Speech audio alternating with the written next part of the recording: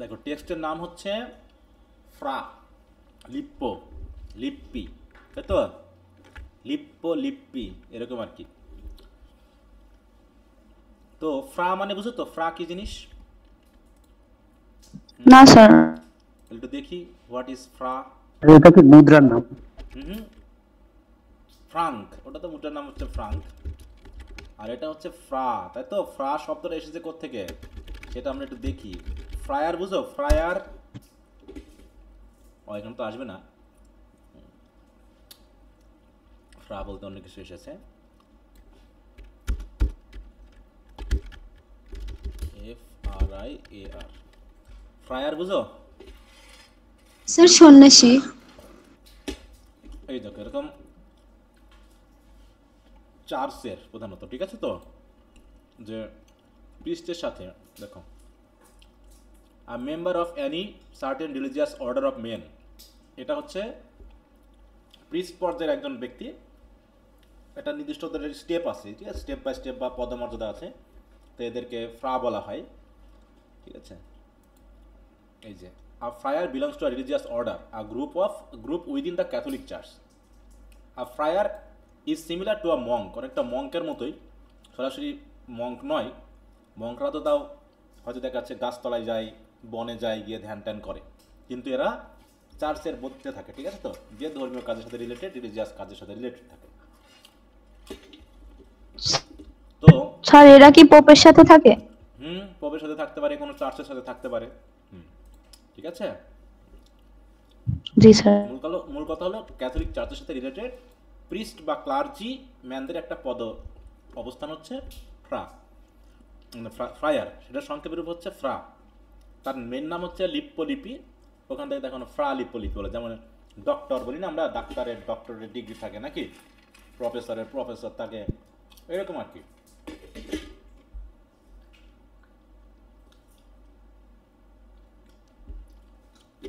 তো দেখো এ আবার কি বলতো, এর পেশাতে কি, সে একজন, এখানে একটু খেয়াল করো, পেইন্টার। Florentine painter. ফ্লোরেন্টাইন কোনটাকে বলা হয় বলো? Florentine, sir ফ্লোরেন্সের। ফ্লোরেন্স কোন কোন দেশের শহর এটা? Italy sir, Italy. ইতালির। রোম কোন দেশে অবস্থিত? তাও ইতালি। ইতালির। এই যে ফ্লোরেন্সের ইতালিতেই। যাকে বলা হয় ফ্লোরেন্টাইন, ঠিক আছে তো। তাই বলেছে ফ্লোরেন্স থেকে এসেছে ফ্লোরেন্টাইন,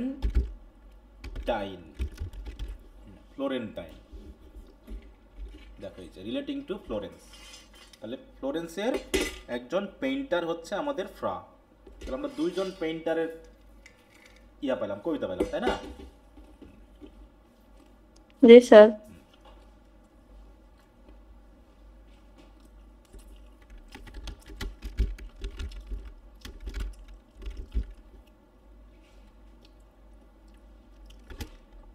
আমরা একটু ইতিহাসে একটু দেখি এনাকে।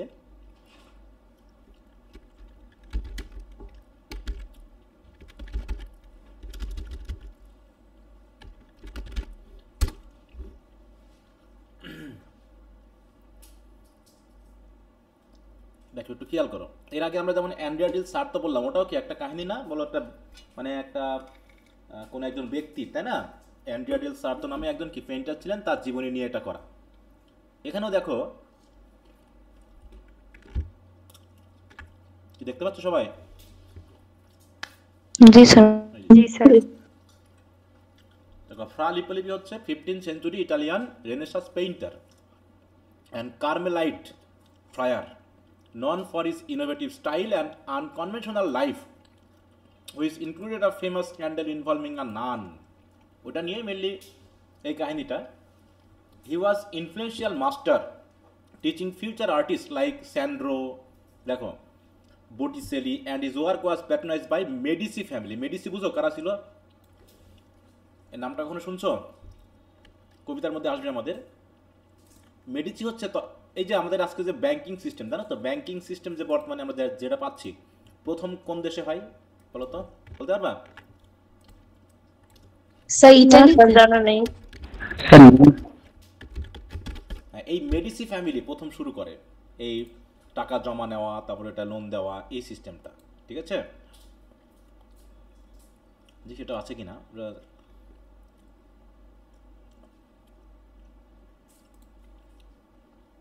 আচ্ছা, এটা এই যে ইটালিতে বলা হচ্ছে, দেখো এই যে মেডিসি, হ্যাঁ ব্যাংক, দেখো modern banking origin, the modern banking era is often associated with the powerful Italian city state of the Renaissance, দেখো particularly Florence. The Medici bank found in 1397 is a famous example.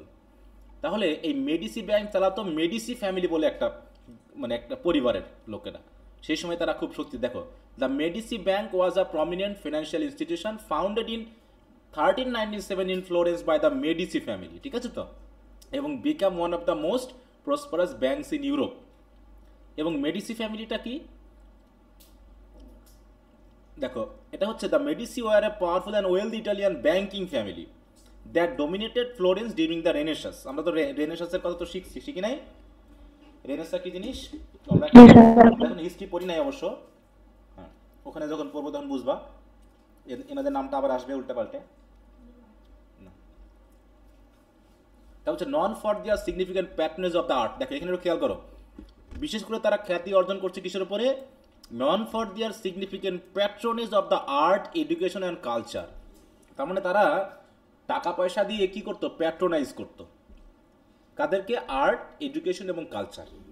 তাদের যেহেতু প্রচুর টাকা পয়সা ছিল, তা কিছু কিছু টাকা পয়সা তারা দান করতো। কী কী ক্ষেত্রে দান করতো, এই আর্টের ক্ষেত্রে দান করতো, ঠিক আছে। তাহলে আমরা যে অ্যান্ড্রিয়াডিল স্বার্থ পাচ্ছি, ফ্রালিপলিপি পাচ্ছি, এও তাহলে কি এই এদের অধীনেই কি করতো, আর্ট নিজে শিখছে এবং সে অন্যদেরকেও শেখাতো, মানে একজন টিচার হিসাবে। এই ফ্রালিপ্প originally from a peasant background in Tuscany, they rose to prominence through banking and commerce with, দেখো জিওভানি ডি বিচিডি, আরে নাম ইতালিন তো, ডি মেডিসি নাম, বিং কনসিডার দ্য ফাউন্ডার। তাহলে ফাউন্ডার হচ্ছে কে, দেখো জিওভানি, উনি হচ্ছেন ফাউন্ডার, বুঝতে পেরেছো, তাদের পদবি হচ্ছে Medici. The family's last descendant was, দেখো Anna Maria Luisa who died in 1743 ending the direct line, মানে একদম পারিবারিক লাইনটা শেষ হয়ে যায়। এই হচ্ছে মেডিসি পরিবার। তাহলে মেডিসি পরিবারের অধীনে ফ্রালিপ্পো কি করত, পেন্টিং শিখতো এবং শিখাইতো। প্যাট্রোনাইজ করত, দেখো প্যাট্রোনাইজ বাই আর্ট, হ্যাঁ his work was patronise by art, his life and artistic philosophy were subject of the Robert Browning. এই যে 1855 ড্রামাটিক মনোলগ পোয়েম ফ্রালিপ্পলিপি, তাহলে তার জীবনী নিয়েই তিনি কিন্তু এই ফ্রালিপ্পলিপি এই এটা করেছেন, ঠিক আছে। আচ্ছা, which explore the tension between realism and idealism, এখানে সেটা দেখানো হয়েছে। সরি দাঁড়াও একটু,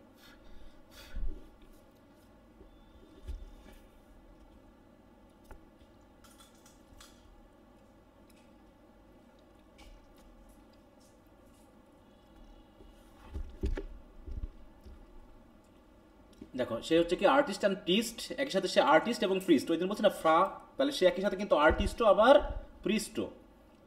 born around 1406 in Florence, Lippi was a member of the Carmelite order. He left the monastery in 1432, but his career was marked by a life of both religious commission and personal scandal. তাহলে কি চিন্তা করো, তাহলে সে কিন্তু মোনাস্টারি থেকে আবার চলেও যায়। মোনাস্টারি মানে বুঝি তো আমরা, মোনাস্টারি কি জিনিস, হ্যাঁ যেখানে সাধু সাধ্বীরা থাকে, বুঝতে পেরেছো। দেখো মোনাস্টারি হচ্ছে a building or complex of building where monks or nuns live in seclusion under religious vow to focus on prayer, work and community. তাহলে focus on prayer, work and community, তারা প্রার্থনা করে, ধ্যান করে, ঠিক আছে তো, এবং এই মোনাস্টারিতে তারা ধর্মীয় বিষয়গুলো নিয়ে থাকে। এটা হচ্ছে আলাদা, তারা স্বাভাবিক জীবনযাপন থেকে নিজেদেরকে দূরে রাখে, হ্যাঁ এটা হচ্ছে। তাহলে রেসিডেন্সিয়াল জায়গাকে বলা হচ্ছে, কি বলা হচ্ছে জানো, বলো, মোনাস্টারি। এই সবগুলো ওয়ার্ড কি আছে বলো, হ্যাঁ স্যার এই যে ভাউস না এরকম একটা ওয়ার্ড দেখলাম, ওইটার মানে কি? ভাও মানে প্রতিজ্ঞা করা, প্রতিজ্ঞা করা, ঠিক আছে তো। ভাও মানে কি, প্রতিজ্ঞা করা। ভাও মানে ভয় টয় না কিন্তু আবার। জি স্যার। হ্যাঁ, এই যে ভাও, তাই তো, দেখো ভাও মানে হচ্ছে প্রতিজ্ঞা করা, যে তারা এমন প্রতিজ্ঞা করে যে তারা বিয়ে করবে না। আছে না যে খ্রিস্টানিটিতে ফাদাররা থাকে, বুঝতে পেরেছেন, ফাদার বা পোপ, এরা এরা কি করে জানেন তো, এরা বিয়ে করে না কিন্তু, তারা ধর্মীয় উদ্দেশ্যে নিজের জীবনকে বিলিয়ে দেওয়ার জন্য প্রতিজ্ঞা, দেখো সলেম প্রমিস, এটাকে হচ্ছে ভাও বলা হয়, প্রতিজ্ঞা। সলেমলি promise to do a specific thing. হ্যাঁ, তাহলে নান কি জিনিস দেখো, নান কারা বলো তো, নান বুঝো তো, না মানে নান রুটি না কিন্তু, মেয়েরা মেয়ে সন্ন্যাসীরা। হ্যাঁ মেয়ে মেয়ে সন্ন্যাসীরা। হ্যাঁ, বলে আমরা নান রুটি খেয়ে আসলাম তো। নান টান বলতে কি বোঝাকে, যে a member of a religious community of women typically one living under as a vows, হ্যাঁ, vows of poverty, chastity and obedience. মানে তারা থাকবে কি, পৃথিবীর এই জাঁকজমকতা তারা নিবে না, তারা চ্যাস্টিটি মেনটেন করবে, মানে তারা বিয়ে শাদী করবে না, এবং ধর্মীয় যে অবিডিয়েন্স সেগুলো মেনটেন করে যারা চলবে তাদেরকে বলা হচ্ছে নান। আর ছেলেদের বলা হয় কি বলো, মং। মঙ্ক। আচ্ছা, তাহলে বুঝতে পারছো তো, তাহলে ফ্রা লিপোলিপির একটা ইতিহাস আছে আগের, ঠিক আছে তো, সেই ইতিহাসকে কেন্দ্র করে কবি তার উপর তার জীবনের উপর ভিত্তি করে, তার ফিলোসফির উপর ভিত্তি করে এই কবিতাটা তিনি লিখছেন, এবং তার জীবনধারা এবং ফিলোসফির উপর ভিত্তি করে ব্রাউনিং তার নিজস্ব ফিলোসফি দান করেছেন।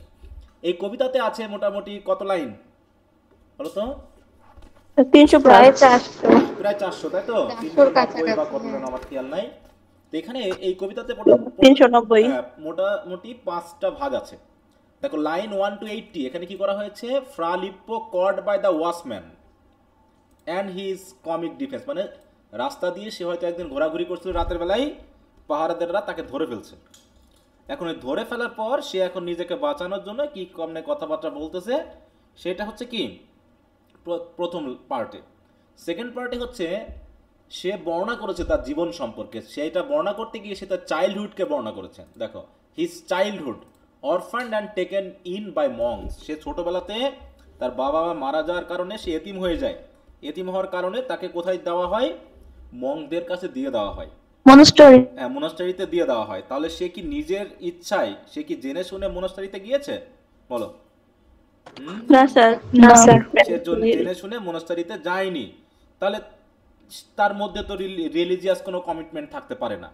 তারপরে সে মঙ্ক হয়েছিল, কিন্তু সে রিলিজিয়াস কমিটমেন্ট নিয়ে তো সে মঙ্কে যায়নি, মানে মোনাস্টারিতে যায়নি, সে তো গিয়েছে দারিদ্রতার কারণে, সে রাস্তায় পড়েছিল, তার এক আত্মীয় তাকে মোনাস্টারিতে দিয়ে দিয়েছে। তাহলে সে, তার যদি রিলিজিয়াস মাইন্ডেড না হয়, তাহলে জোর করে কি তাকে, যে রিলিজিয়াস মাইন্ডেড না তাকে জোর করে কি ধর্ম পালন করানো যায় বলো? না স্যার। যাবে? যাবে না, সেটাও দেখানো হয়েছে। এবার হচ্ছে লাইন 151 থেকে 230, his Discovery of art and the monks criticism of his realistic painting. হ্যাঁ, তাহলে সে যে পেইন্টিং করেছে, সেই পেইন্টিং হচ্ছে রিয়েলিস্টিক পেইন্টিং, যেগুলোতে মঙ্কেরা ক্রিটিসাইজ করেছে, কি কারণে সেটা আমরা দেখব। থার্ড হচ্ছে হিজ ম্যাচিওর ফিলোসফি, তাহলে আর্টের উপর ভিত্তি করে তার ফিলোসফিটা কি, তিনি কেন এই ধরনের আর্ট মেনলি করছেন, যেগুলো মঙ্কেরা অপছন্দ করতেছে, তিনি কেন করতেছেন। আর্ট হচ্ছে শেষে his defined conclusion, planning his next great work and blending human with vision. এইভাবে টোটাল 5টা ভাগে এই কবিতাটা অনেক বড় আছে, মোটামুটি আমাদের মোটামুটি 2টা বা 3টা ক্লাস লাগবে কিনা জানি না, 2টা ক্লাস তো অবশ্যই লাগবে। তো আমরা তাহলে টেক্সটটা পড়া শুরু করি, ঠিক আছে। এই যে ব্যাকগ্রাউন্ড ইনফরমেশনগুলো দিলাম, এগুলো অনেক ক্ষেত্রে ব্রিফ কোশ্চেনের সাথে রিলেটেড, একটু মনে রাখার চেষ্টা করবা, ঠিক আছে। তাহলে কবিতাটা প্রথমে কি হচ্ছে দেখো, ফ্রা Lippo caught by the watchman, তার মানে কবিতাটা যখন শুরু হয়েছে তখন তাকে আমরা কি অবস্থায় পেয়েছি বলো? ফলো করতেছে, হ্যাঁ কেউ তাকে ধরে ফেলছে, হ্যাঁ সে হয়তো কোথাও যাচ্ছিল, কেউ ধরে ফেলছে। সে মানে ওয়াচম্যানরা তাকে ধরছে, এই হচ্ছে। এখন কিসের জন্য ধরলো, হয়তো কি কারণে পালিয়ে যাচ্ছিল ধরলো? কোথাও থেকে। হ্যাঁ, পালিয়ে টালিয়ে যাচ্ছিল নাকি? আচ্ছা, তা ধরছে মোটামুটি, যাই হোক, তাকে ধরুক, সমস্যা নেই। আমরা একটু দেখি।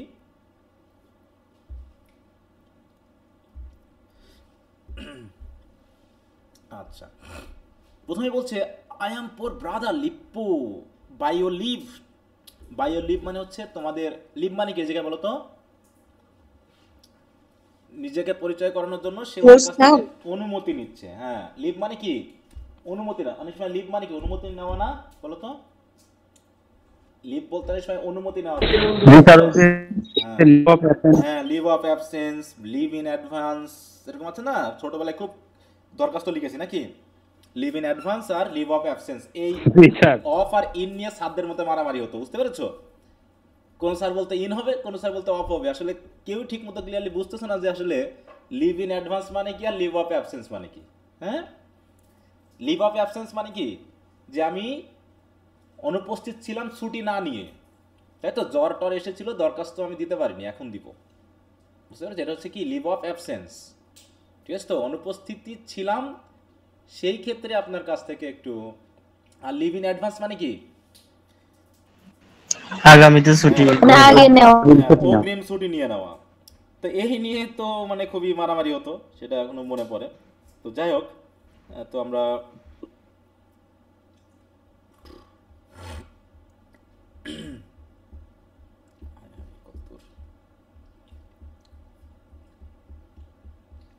তাহলে সেই প্রালিপলিপি কি কি বলতেছে, মনে করো কলার চেপে ধরছে, বুঝতে পারছো, মনে করো তার কলার চেপে ধরছে, তো তখন সে বলতেছে আমি তো পোর, মানে কি I am poor brother lipo. Brother কাদেরকে বলা হয় জানো, জানো তো ব্রাদার কাদের বলা হয়, ব্রাদার সিস্টার, জানো, father,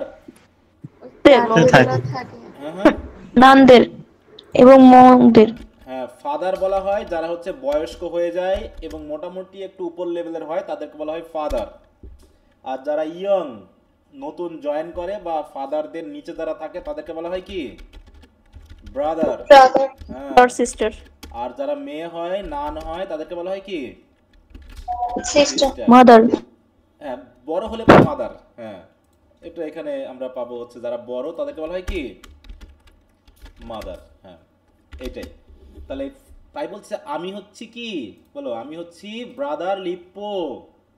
you need not clap your torch to my face. আমার চোখের, আমার মুখের উপরে ওরকম টর্চ লাগানো তো দরকার নেই, মানে হয়তো বা ধরার পর ও চোখে মুখে টর্চের আলো ধরছে, বুঝতে পারছো, অনেক সময় হয় না এরকম, যাতে সে কিছু দেখতে না পায়, তাকে যেন সহজে কুপকাত করা যায়, মনে করছে চোর ডাকাত কিছু একটা হবে হয়তো বা, এই জন্য তাকে ধরছে জাপটে, জাপটে ধরে চোখের উপরে আচ্ছা করে মানে টর্চ লাইটের আলো ধরছে। তাই বলছে you need not clap your torch to my face. তোমার এই টর্চ আমার মুখের উপরে লাগানোর দরকার নাই তো। জুকস, হোয়াট টু ব্লেম। জুকস মানে বুঝো তো, জুকস। এটা একটা, আমরা কথায় কথায় অনেক সময় কিছু স্ল্যাং ওয়ার্ড ইউজ করি না, বলো, কিছুটা হচ্ছে যেমন গড্ডাম ইউজ করে, হ্যাঁ, বা অনেক সময় আমরা আমরা নিজেরা একটু গালাগালি শব্দ মতো ইউজ করে থাকি, করি না এরকম কিছু, ধুস, হ্যাঁ, বা হচ্ছে ধুসশালা, এরকম বলি না, অনেকে বলেন এরকম, হ্যাঁ, বলো, গালাগালি জি, স্যার। এইরকম আর কি, ঠিক আছে তো। মানে সারপ্রাইজ হোক, রাগ হোক, এরকম একটা কিছু করার জন্য আমরা অনেক সময় দেখো মায়াল্ড ওথ টাইপের আমরা কিছু ইউজ করি, অনেক সময় ধর্মীয় ব্যাপারগুলোর সাথে আমরা অনেক সময় ইউজ করে থাকি। তো এই ক্ষেত্রে এই জোকস কথাটা হচ্ছে এরকম একটা, দেখো, it is a shortened form of, দেখো এই যে গেট জোকস, হ্যাঁ, which itself is a minced oath, হ্যাঁ, আর লেস অফেন্সিভ অল্টারনেটিভ, মানে কিছুটা যেমন আমি যেটা বললাম সেটা কিছুটা অফেন্সিভ, এটা একটু ইউজ করলে একটু লেস অফেন্সিভ হয়, কিন্তু এরকম একটু গালাগালি বা স্ল্যাং টাইপের একটু শব্দ, হ্যাঁ, মানে ও খুব রেগে গেছে, ধুস, এরকম আর কি, এরকম করে একটু লাইট মারে, আমার দোষ কিসের, এরকম আর কি, জুকস ওয়াজ টু ব্লেম, হ্যাঁ, কি দোষ আমার, you think you see a monk, হ্যাঁ, দেখে মনে হচ্ছে জীবনে কোনোদিন মঙ্ক দেখো না, হ্যাঁ, you think you see a monk, মঙ্ককে দেখছো না, আরে বাবা পিটাও জোরে জোরে, এরকম একটা ভাব, তাই না, এই আস্তে, what, it's past night and you go round, go round মানে কি, গো দ্য রাউন্ড, ওই যে মানে দেখো পাস্ট মিড নাইট, মানে যখন ধরছে তখন বেলাটা কি, মানে সময়টা কখন, মধ্যরাত। মধ্যরাত, ঠিক আছে তো, আর তাকে ধরছে, মানে মধ্যরাত পারি হয়ে গেছে, মানে তোমরা বলতে চাচ্ছ যে এটা মধ্যরাত পেরিয়ে গেছে আর তোমরা রাউন্ডে আসছো, তাই তো, and here you catch me at an alley's end. Alley মানে কি, ঢাকা শহরে যেমন সব গলি টলি থাকে না, অনেক বাড়ির মধ্যে বাড়ির গলি টলি, জি স্যার হ্যাঁ, অনেক গলি থাকে, ওই গলির একটাতে ধরছে সে তাকে, হ্যাঁ, কোনো একটা গলি দিয়ে যাচ্ছিল, তারপর গলিটা কোথাকার, হোয়ার sportive ladies live there doors অ্যাজার, মানে এমন এক জায়গায় ধরছে যেখানে স্পোর্টিভ লেডিরা তাদের দরজায় অ্যাজার, মানে বুঝো তো, দেখো স্পোর্টিভ লেডি বলতে কাদেরকে বোঝায়, আইডিয়া করো দেখি, স্পোর্টিভ লেডি কারা, খেলোয়াড় নাকি? আহা, রাতের বেলায় যে লেডিটা রাস্তায় রাস্তায় ঘুরে ঢাকা শহরে, হুম, এই যেখানে একটু দেখুন। স্যার বলছি তারা স্যার হার্লোট, হার্লোট স্যার। এই যে women who এনগেজেস in sexual intercourse for money, synonym board, ককেট, সাইপ্রিয়ান, fancy women, হারলট, lady of pleasure, prostitute, tart, হোর, অনেক মিনিং আছে। তো এরকম তাহলে যে অ্যালিতে যে লেডিরা কি করে, ডোর কি রাখে, এজার। এজার মানে কি, তাদের দরজা কি বন্ধ থাকবে না খোলা থাকবে রাতের বেলায়? তাহলে খোলা খোলা থাকবে। থাকবে। হ্যাঁ দেখো, ওপেন আর ডোর আর আদার ওপেনিং স্লাইটলি ওপেন, মানে বোঝা পুরোপুরি ওপেন না, কিন্তু খোলা থাকবে যাতে যে কেউ তার বাসায় ঢুকতে পারে, এরকম আর কি।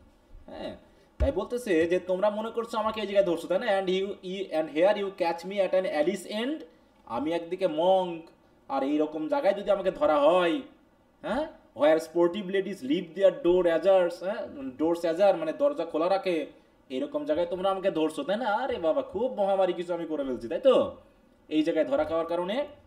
তা মনে করো তুমি খুব ভালো একটা লোককে চেনো, হ্যাঁ, লোকটা খুব ভালো আর কি, কিন্তু যদি এরকম পাড়াতে তাকে পাওয়া যায়, মনে করো যে আমাদের কিছু পাড়া আছে, যে পাড়াতে খ্যাতি আছে যে এরকম মহিলারা থাকে, তো ওই পাড়াতে যদি একটা আমাদের কোনো পরিচিত ভালো, আমরা যাকে ভালো বলে চিনি, ওকে যদি পাওয়া যায়, তাহলে কেমন লাগবে আমাদের কাছে বলো?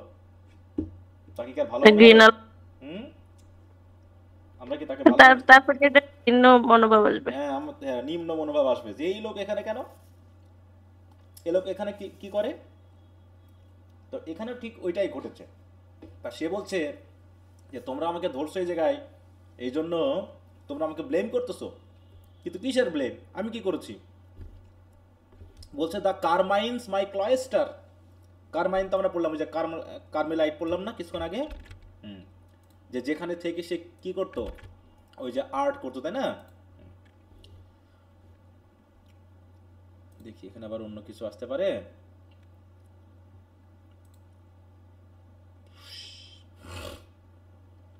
আচ্ছা, এখানে নাই। কেমিস্ট্রি জানি চলে। হ্যাঁ, কেমিস্ট্রি চলে আসতেছে, তাই তো?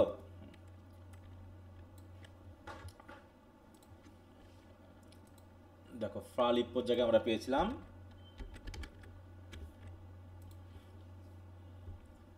কিন্তু ইতিহাসের বিষয়গুলো অনেক সময়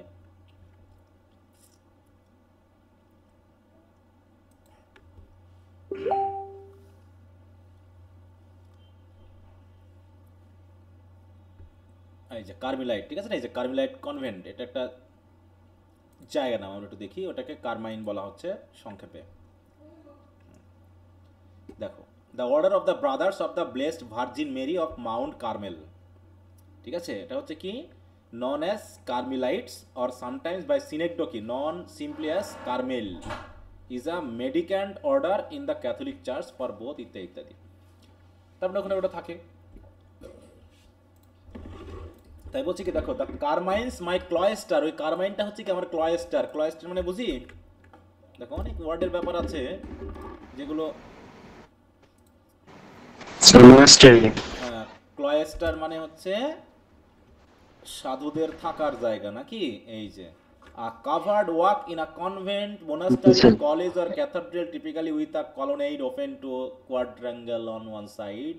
আমরা যদি একটু ইমেজ দেখি তাহলে কি বলে, এই যে এইরকম, হুম, দেখো এই যে হাঁটার জন্য যে জায়গাগুলো থাকে এটাকে মেনলি ক্লয়েস্টার বলে। আর এই ক্লয়েস্টার বলতে আসলে পুরো জায়গাকে বোঝানো হচ্ছে, এই মঙ্কদের এই জায়গাটাকে বোঝানো হচ্ছে যেখানে থাকে।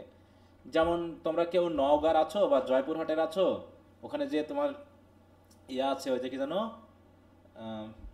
বৌদ্ধদের মোনাস্টারি, পাহাড়পুরে কখনো গেছো? না স্যার, যাওয়ার সুযোগ হয়নি, ইচ্ছা আছে যাওয়ার। যেতে হবে ওইসব জায়গায়, ঘুরলে পরে এগুলো সম্পর্কে একটা ক্লিয়ার, মানে তুমি যত ঘুরবা তত বেশি আন্ডারস্ট্যান্ডিং লেভেলটা বাড়বে। ওকে, যাই হোক, তাই বলছে the Carmine's my cloister hunt it up, do harry out if you must show your zeal. তা বলছো ধরে ফেলছো, তাই তো? মানে এরকম আর কি বিষয়টা, হ্যাঁ, যে আমাকে ধরা হয়ে গেছে, মানে ধরে ফেলছে অনেক সেই চোর বিড়ালের মতো, হ্যাঁ, ইঁদুর ধরার মতো। বলছে হান্ট ইট আপ, হ্যাঁ, do harry out if you must show your zeal, whatever rat there haps on his wrong hole, huh? And nip is softling of a wee white mouse, huh? Weak, দেখো হচ্ছে sir wiki, হ্যাঁ, that script to keep him company, মানে ইঁদুর বাদুরা যেমন করে পালায়, হ্যাঁ, ওরকম একটা ইমেজারি এখানে নিয়ে আসার চেষ্টা করেছে যে আমাকে কি ধরার চেষ্টা করে তাড়াতাড়ি, you must show your zeal whatever rat there haves on his wrong hole, হ্যাঁ, যে আপনারা হয়তো ভাবতেছেন আমি ইঁদুর আর আমি রং হলে ঢুকে পড়ছি না, মানে কি রং হলে ঢুকে পড়া মানে কি যে আমার মতো এরকম একজন সাধু লোক এ পাড়ায় কেন, নাকি এরকম না ব্যাপারটা। তারপরে কি nip is softling of a white mouse বুঝি আমরা, হোয়াইট মাউস আছে না কিছু নরম সরম দেখতে, স্যার ছোট ইঁদুর। সুজো ইঁদুর নাকি, অ্যান্ড নিপ তাই বলছে নিপ মানে কি ধরে ফেলা, is softling of a white mouse, উইকি মানে ওই ধরনের একটা সাউন্ড যেমন করে ডাকে ইঁদুররা আর কি, হ্যাঁ, that script to keep him company, you know your betters, আপনারা ভালো করে জানেন কে কেমন কি হয়, আমার সাথে ওইরকম ইঁদুর বিড়ালে খেলা হচ্ছে তাই না, then you will take your hand away that's fiddling on my throat, দেখো বলছে বুঝতে পারছো তো, তাহলে দয়া করে you will take your hands away, দয়া করে হাতটা সরিয়ে নাও, that fiddling on my throat মানে কি গলা টিপে ধরছে নাকি, তাকে ধরছে কিভাবে, তার কলার অথবা গলা জাপটে ধরার কারণে সে বলছে এখন দয়া করে আমার থ্রট থেকে গলা থেকে হাতটা সরিয়ে নাও, and please to know me likewise, এবং দয়া করে আমাকে বোঝার চেষ্টা করো যে আমি কে, হু অ্যাম আই, আমি কে, হ্যাঁ, who I one sir who is lodging with a friend, আমি এমন একজন, আমি ওই ফ্রেন্ডের সাথে থাকি, তাকে বলছে হোয়াই ওয়ান, আমি একজন sir who is lodging with a friend 3 streets of, 3 streets of মানে কি এখান থেকে 3 রাস্তা পরে, বুঝতে পেরেছ, 3 রাস্তা পরে এক ফ্রেন্ডের সাথে কি আমার ওখানে থাকা, তোমরা যদি মনে করো যে কি করতে চাই বলো, দেখো বলছে কি he certain, how do you call, তোমরা যেন তাকে কি বলে ডাকো, ও মাস্টার কি জানো কসিমো অফ দ্য মেডিসি, ওই যে নামটা যেটা আমরা পড়ে আসলাম তাই না, মেডিসি ফ্যামিলি বা কসিমো অফ দ্য মেডিসি, ওই বাড়িতে আমি থাকি, in the house that caps the corner, ওই যে কোনায় যে উঁচু যে বাড়িটা না ওইরকম দেখাচ্ছে আর কি সে, ওই বাড়িতে আমি থাকি, বোহ ইউ আর বেস্ট, তোমরা খুব ভালো দেখতেছি, হ্যাঁ, you are best, remember and tell me the day you are hanged how you affected sir gullet's grip, মানে ধরছে তাকে যেভাবে, বুঝতে পারছো, যে মনে রেখো কিন্তু, মানে তুমি যে আমাকে গলা ধরছো না এটা কিন্তু মনে রাখো, যেদিন তোমাকে হ্যাং করা হবে না, ফাঁসি দেওয়া হবে, মনে রেখো যে গলা এরকম জাপটে ধরার উদ্দেশ্যটা কি, গালেট মানে বুঝো তো, আমরা ওই যে বিশেষ করে পাইক পড়েছিলাম তাই না, আমরা পাইকে আমরা পেয়েছিলাম না গালেট কি জিনিস বলো, গালেট মনে আছে, দেখো গলার এই যে অংশটুকু, হ্যাঁ, এই যে এখানে বোঝায় এই জায়গাটাকে করে, দেখো এই যেখানে গালেটের এই যে নালি বোঝাচ্ছে, ঠিক আছে তো, এই যে গালেট, তাহলে এইখানে যদি গলা ধরছে তাতে কি গালেটের অবস্থা কি বলো, ভালো থাকবে, না স্যার। হ্যাঁ, আচ্ছা এই যে gullet the passage by which food passes from the mouth to the stomach, ওইটা যদি ধরে তাই বল তুমি যে আরে গালির গ্রিপ করছো না আমার, তোমার যেদিন ফাঁসি হবে সেদিন কিন্তু মনে রেখো, হ্যাঁ, রিমেম্বার অ্যান্ড টেল মি কেমন লাগে, ওই দিন আমাকে বলো একটু গলাটা ছাড়বা, মানে খুব ইয়া করে বলছে, বুঝতে পারছো, তাই বলছে দেখো finally he wants them mockingly to remember this night when they are punished and even hanged one day, যেদিন ওদের শাস্তি দেওয়া হবে আর হ্যাং করা হবে সেদিন তারা মনে রাখে, recalling how they once dare to grab him by the neck, হ্যাঁ, তাকে কীভাবে তারা নেকে ধরছে এই কথাটা যেন মনে থাকে। তো এইভাবে in the opening scene Browning presents Lippo as a humorous, quick witted and defiant, the lively and conversational tone immediately established personality, সে একজন মঙ্ক, দেখো monk who enjoys worldly pleasures and is not afraid to stand up for himself, হ্যাঁ, সে তাহলে কোথায় আসছে, worldly pleasure সে পছন্দ করে, সে মঙ্ক, কিন্তু সে মঙ্ক মোনাস্টারি থেকে বার হয়ে কোথায় চলে আসছে, যেখানে স্পোর্টিভ লেডিরা দরজা খুলে রাখে, মানে বুঝতে পারছো সে কোথায় আসছে, স্যার বুঝতে পারছি। তাহলে মঙ্ক কেন এই জায়গায় আসবে, মূল কথা হলো মঙ্ক কেন এই জায়গায় আসবে, ব্যাপারটা ঠিক এরকম, হ্যাঁ, মানে ব্যাপারটা হয়েছে যে আমরা পেশাগতভাবে মানুষগুলোকে আর মানুষ মনে করি না, তখন আমরা তাদেরকে রক্ত মাংসের মানুষ না মনে করে ওইরকম রোবট মনে করি। যেমন টিচারদের ক্ষেত্রে হয় না, যে যদি কোনো টিচার কোনো মেয়ের সাথে প্রেম টেম করে বিয়ে শাদী করে, তখন আমরা মনে করি টিচার মনে হয় ওই অ্যালিয়েন কোনো মানে পৃথিবী থেকে আসা, ও মনে হয় মানুষ না রক্ত মাংসে, সে মনে হয় এরকম ভুল করতে পারে না। টিচাররা কেন বিয়ে করবে এরকম করে, টিচাররা কেন প্রেম করবে, নাকি এরকম বিষয় হয় না এরকম? বা কোনো তার আবেগ থাকতে পারে না। হ্যাঁ, তারপরে কোনো হুজুর বা কোনো যদি ধর্মীয় ব্যক্তিত্ব এরকম করে, তাহলে মনে করি আমরা করতে পারি, হ্যাঁ আমরা করতে পারি, তোমরা এগুলো কেন করবা, এরকম বলেন অনেক সময়। একদিন এরকম একটা ঘটনা ঘটছে, তোমাদের একটা কথা বলি। আমরা পিকনিকে গেছিলাম, ঠিক আছে? তা পিকনিক থেকে রাতে আমরা যখন ফিরে আসছি, তো আমাদের কলেজের সামনে আমাদের গাড়িটা রাখছি, কলেজের গেটের সামনে। তো ওই সময় আমাদের কলেজে আবার কি হচ্ছিল, পুলিশের একটা মেলা হচ্ছিল, বুঝতে পারছো?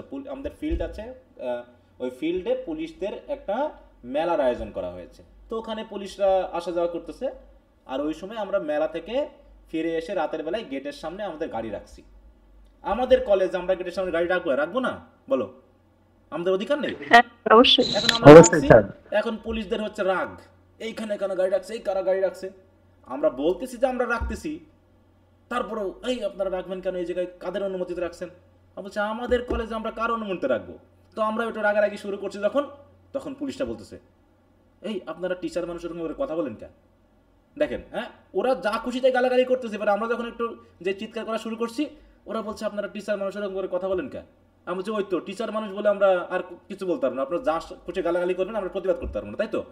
মানে টিচারদের সমস্যা যত, টিচাররা কেন কথা বলবে, টিচাররা কেন গলাবাজি করবে, টিচাররা কেন গাঁজা খাবে, টিচাররা কেন মদ খাবে, টিচাররা কেন গাল দিবে, টিচাররা কেন এই করবে। আরে বাবা, টিচার হচ্ছে কি হয়েছে, আমি কি মানুষ না? হ্যাঁ, আমি কি সরাসরি আমার রিয়াল নিয়ে থাকতে পারবো নাকি? হ্যাঁ, এরকম হয় না মাঝে মাঝে, যে কোনো টিচার দেখা যাচ্ছে কোনো একটা মেয়ের সাথে তার ছাত্রীর সাথে প্রেম করে বিয়ে করে ফেলছে, এই বা পালাই গেছে, এরকম হয় না? কিছুদিন আগে বেশ ফেসবুকে আমরা পেয়েছিলাম যে কোনো এক ইংলিশ দেখা যাচ্ছে টিচার কোনো এক তার ছাত্রীর সাথে প্রেম করে টালাই গেছে বা বিয়ে করে ফেলছে। এই নিয়ে তো ফেসবুকে খুব ট্রল হয়ে গেল। অতএব ইংরেজি সাহিত্যে যারা পড়ে সব টিচাররা শুধু প্রেম করে, নাকি এরকম কিছু? বলো। আর আমাদের কলেজে বাংলা ডিপার্টমেন্টে এরকম হয়েছে। এরকম হয়েছে? তাহলে বাংলা ডিপার্টমেন্ট পৃথিবীর যা আছে সবাই শুধু প্রেম করে, ওই টিচাররা যারা আছে সব শুধু আমাদের সমাজ বিজ্ঞান ডিপার্টমেন্টে হইছে স্যার। তাহলে সমাজ বিজ্ঞান টিচার যারা আছে শুধু প্রেম স্যার করে। পরে হচ্ছে ট্রান্সফার নিছে। ওই তো বললাম যে ব্যাপারটা বুঝতে হবে তো ভাই, যে সেও মানুষ, সে একটা পেশাগত কাজে গেছে, সেও তার ক্ষুধা আছে, তারও চাহিদা আছে, তার ফিজিক্যাল থেকে শুরু করে সেন্সুয়াল সব কিছুই অ্যাক্টিভ আছে, সে টিচারেরও কাজ যাই হোক, অতএব সেখানে সাবধান থাকতে হবে। একদিন আমার এক টিচার বলছে প্রেম করতে মানে প্রেম করতে পারবেন না স্যার। হ্যাঁ, প্রেম করতে পারবে না, এটা কে বলেছে যে টিচার থাকলে সে প্রেম করতে পারবে না? এখন কোনো জায়গা আছে নাকি? হ্যাঁ, আরে লোকজন এই যে আছে না, মাঝে মাঝে দেখি যে সে বাপের সমান বয়সের, আর এটা বলে যে বাবার মতো, সেই কারণেই মানে মানুষের কাছে বেশি মানে। হ্যাঁ হ্যাঁ, এখানে একটা যে ঘটনা আছে, বাবার মতো। একটা এইবারে ওই গল্পটাই বলি, যে মহিলা কলেজে এক টিচার, তিনি যখন ভাইস প্রিন্সিপাল ছিলেন, ঠিক আছে? তো মহিলা কলেজে তিনি চাকরি করতেন। তার মহিলা কলেজে হোস্টেল থাকে, ওখানে তো মেয়েরা থাকে নাকি না ছেলেরা থাকে বলো? মেয়েরা থেকে।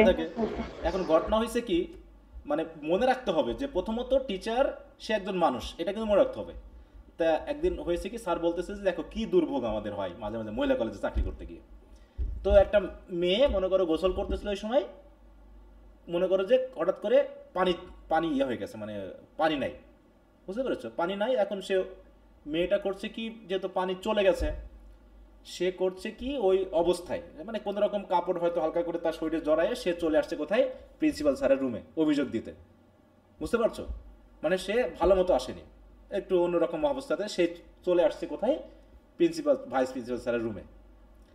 এখন প্রিন্সিপাল স্যার তো রেগে গেছে, এই মেয়ে তুমি এভাবে আসছো কিসের জন্য, তুমি যাও এখান থেকে।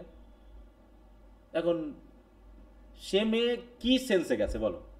এখন সেন্স মেয়েকে পরে সেই স্যার বলতে তুমি ভালো করে করে তারপরে আসো, আসে সেই মেয়েকে টমকায় সে ইয়ার থেকে বার করে দিয়েছে, হোস্টেল থেকে। এখন এখানে টিচার, ঠিক আছে, সে টিচার বাবার মতো, কিন্তু মানে বাবা তো না, নাকি বলো? টিচার বাবার মতো কিন্তু বাবা তো না, সেটা তোমাকে মাথায় রাখতে হবে। তো সেটা সে তাকে শিখাচ্ছে যে এরকম আর কি বিষয়টা, যে অনেক সময় মহিলা কলেজে চাকরি করতে গিয়ে খুব বিপদে পড়তে হয়, যে কোনো সময় যে কোনো রকমের সমস্যায় পড়ে যেতে পারো বা পড়ে যেতে হতে পারে। যে মেয়েরা অনেক সময় দেখা যায় খুবই ফ্যামিলিয়াল একটা পরিবেশ বলে মনে করে, এই জিনিসগুলো মহিলা কলেজে বেশি হয়। কারণ ওরা সেই দূরত্বটা মেনটেন করে না বা অনেক সময় করতে চায় না। তারা মনে করে ও টিচাররা তোমার বাবার মতোই। আরে বাবার মতো কিন্তু বাবা তো না, এইটা মাথায় রাখতে হবে তো। যে কোনো সময় যে কোনো মানুষ যে কোনো খারাপ কিছু করে ফেলতে পারে, হয়তো খারাপ চিন্তা মাথায় আসতেই পারে।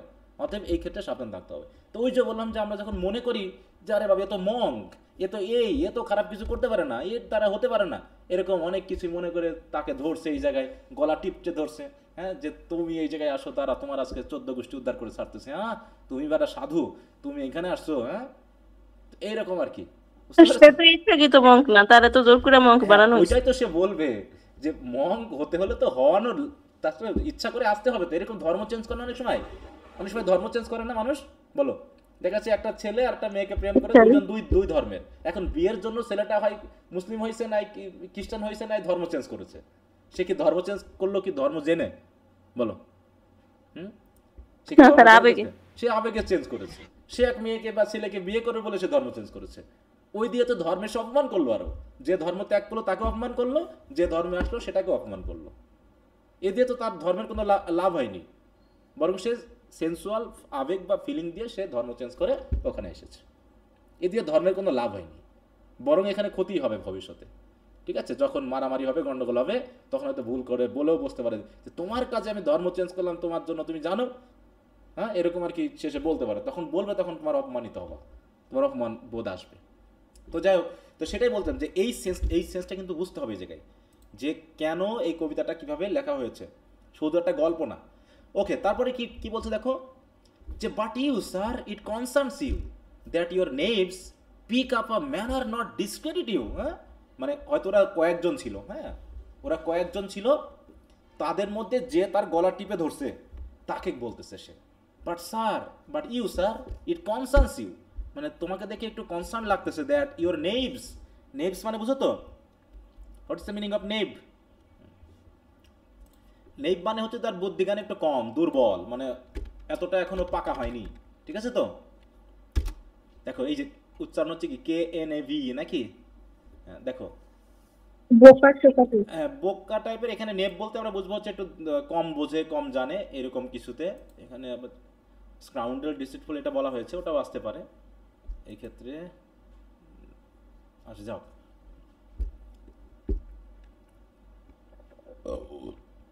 ওকে। তো তাই বলছে যে your knaves pick up a manner, হ্যাঁ এমনভাবে কথা বলছে না, পিক আপ আ ম্যানার মানে এমন ভান ধরছে, নর ডিসক্রেডিট ইউ জোকস যে শব্দ ইউজ করছে, আর উই পিলচার্ট বুঝো?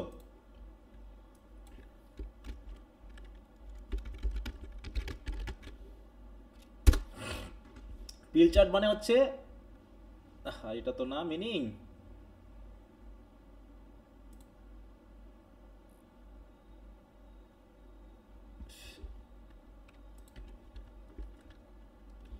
পিলচার্ট বানানটা ঠিক আছে? ঠিকই তো আছে।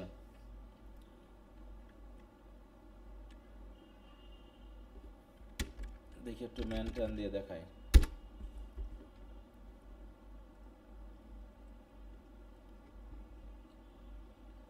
এই যেখানে pilchard man can refer to surname Pilchard which likely originated from, এটা এখানে একটু খেয়াল করো।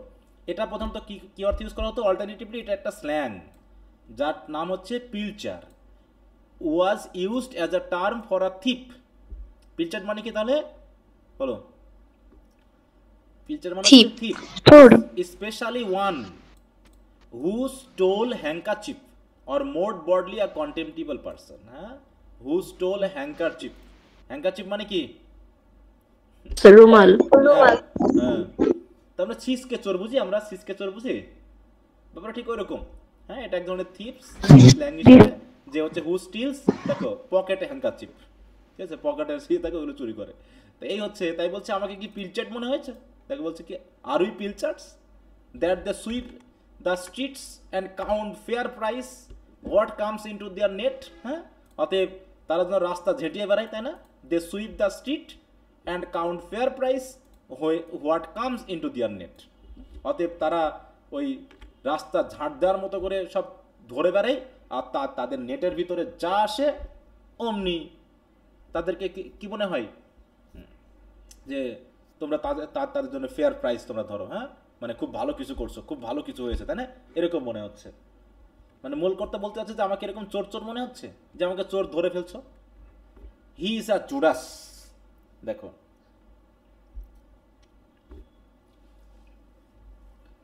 আচ্ছা, এখানে দেখো জুডাস বলতে কি বোঝাচ্ছে, জুডাস বুঝো?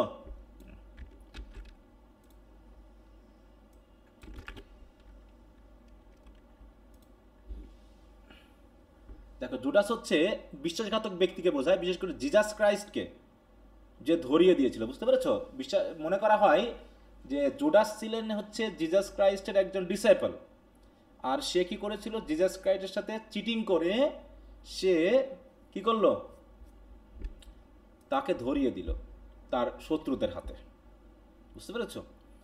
তো বলছে যে তোমাকে দেখে তো জুডাসের মতো লাগতেছে, মানে গালাগালি করতেছে সবাইকে, ঠিক আছে?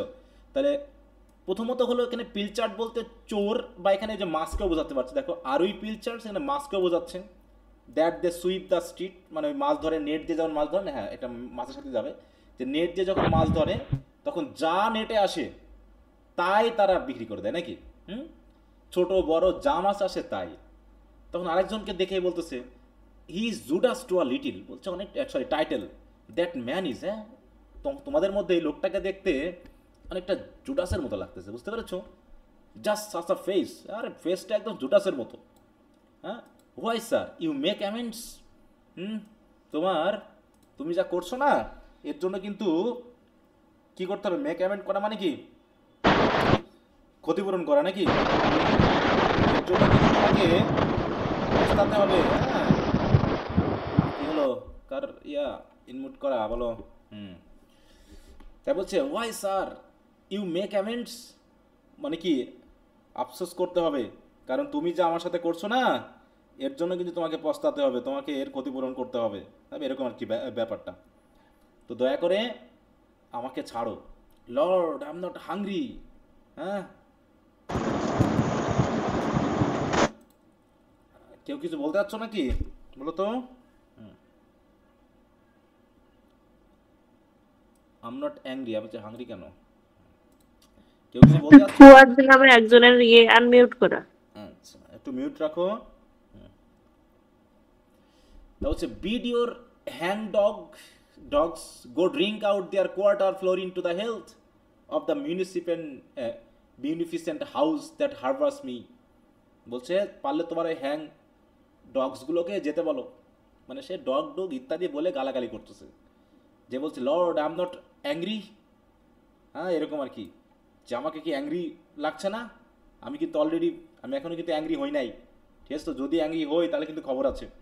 Bid your hangdogs go drink out this quarter florin to the health. Florin বুঝো, ফ্লোরিন কি জিনিস? এখানে মিনিং ক্লোরিন ফ্লোরিন ওগুলা দেখো তো কি বলে, এই মাদক জাতীয় কিছু একটা হবে, ওই জিনিসের দিয়েই তৈরি। এখানে আবার কি বলছে, মানে মিল, মানে ওয়ার্ডগুলোর সাথে ডিকশনারি, আর কয়েন, হ্যাঁ ওটা তো কয়েন বোঝাচ্ছে, কিন্তু এখানে তো কয়েন অর্থ হবে না।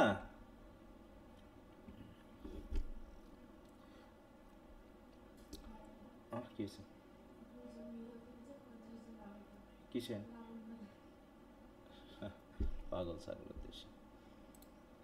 আচ্ছা